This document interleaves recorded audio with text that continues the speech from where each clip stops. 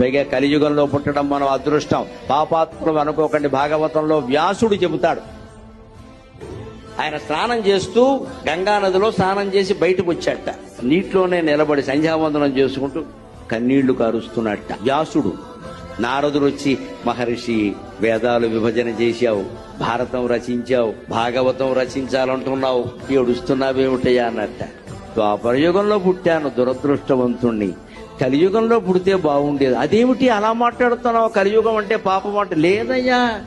కృతయుగంలో తపస్సు చేస్తే గాని మోక్షం లేదు, త్రేతాయుగంలో యజ్ఞం చేస్తే గాని మోక్షం లేదు, ద్వాపర యుగంలో దానం చేస్తే గాని మోక్షం లేదు. కేవలం భగవన్నామస్మరణతో మోక్షం పొందగలిగే అదృష్టం కలికాలంలో పుట్టిన మనకి. మన కాపాడగలిగేది భగవన్నామం ఒకటేనమ్మా, వేరే ఏమీ లేదు ఇక్కడ, వేరే ఏమీ లేదు. పైగా